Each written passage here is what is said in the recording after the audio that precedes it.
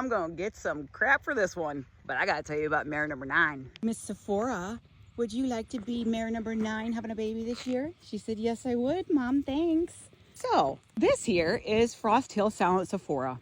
Absolutely love this mare. My dear friend Karen Rudolph so kindly sold her to me in 2019 on January 15th. This is actually the mother of Sumo. So if you don't know, Sumo is our 2025 National Grand Champion under stallion. But in true Sumo fashion, that wasn't enough. So he went ahead and won the stakes, which is basically like a grand in driving, in the country pleasure driving as well. So ones you may know that she had Saucy, who was an Albert filly, Greg and Brandy Rhodes' own, gorgeous, incredible mover. This past year, she had the one that I named Skibbity because I apparently like toilets. If you don't know what I'm talking about, go look it up. But the reason I said I'm gonna get a bunch of crap for this one is because Sephora is in foal to Ditto. And that is the definition of line breeding right there, guys. The reason I'm saying this is because Ditto is a Sumo son. So yes, she's in foal to her grandson, but horses don't see it that way. So you gotta just relax about it. I do not want to get into a debate on line breeding, whether it's right or wrong. Think of it in this way. You are concentrating and preserving bloodlines that are particularly desirable. If she weren't such a top producing mare, we wouldn't be having this discussion. No, the comments are gonna go freaking nuts about this. Everyone's gonna flip out because, oh my God, she's in foal to her grandson. But this is something that is done in livestock.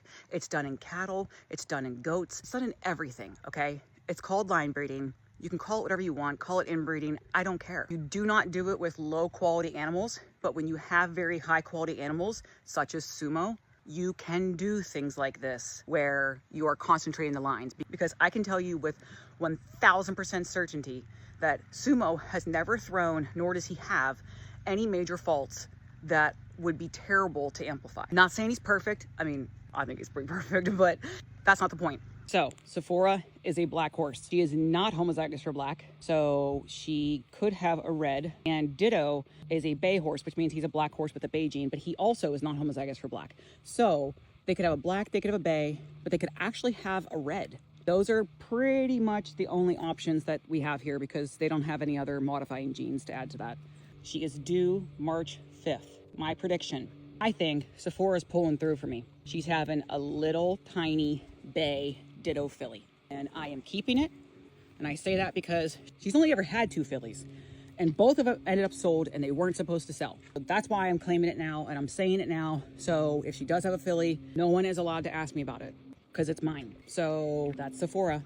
We are going through all 66 mares that are due for 2026 here for DVM Farm. A little bit about each one so you're familiar with them. So here's number 10. This is Tally. So Tally is a Beau daughter. So she's a daughter of a stallion we had before Troubadour. His name was SMH's Bodacious. Absolutely love him. Lisa Raines owns him in Oklahoma now. He's just an amazing soul. And Tally actually is a full sister to stallion Tyson. So she is a daughter of Tenley, and then she's by Beau. We have 3 full siblings. We have Tyson was the first, and then we had a Trancine, and then Tally here. Tally is going to be 5 years old, and she is having her very first baby, and another one I'm super excited for because she is in foal to Freak. And so another one that I rolled the dice on. I thought I didn't roll the dice so much this year, but the more I'm going through these, apparently I did. What I mean by that is breeding cream to cream because I do not like double dilutes. I mean, it's not the worst thing that could happen, but I just really would prefer not to have those. There are people that do like them, but just it's not me. And so I've been trying to not breed cream to cream, but I also don't breed for color. So I forget a lot of times too, because I'm just looking at conformation and I'm just picking the best crosses, what I think is gonna produce the best conformationally, the most sound, the best baby. So Tally is smoky black. So she is a black and white, but she has a cream gene. Smoky blacks tend to get more sun fading than regular blacks do. That's what this is in her mane. Her mane is actually black, but this kind of rusty color, this orangey color is just from the sun fading. And when they have a cream gene, they just tend to get more of that. Whereas like Drizzle here is actually a black horse. And so you can see she has some of that rusty color, but not nearly as much. So it's a roll in the dice because she's a smoky black and she's in foal to Freak, and Freak is a buckskin. So they both have cream genes. So we could get an all whitey here. We could get an all black. black. We could get a buckskin. We could get a smoky black. We could get a Pinot. It may not be Pinot. It could be a bay. It could be a bay and white. There's quite a few different scenarios here. This is what's fun about minis, I think, is that with all the different colors, there's so many possibilities as to what they can have. It's like Christmas Day every day. You never know what you're going to get. But I think Tally is going to be a phenomenal mother because her full sister, Francine, is just a great mare. And her mom, Tenley, is as well.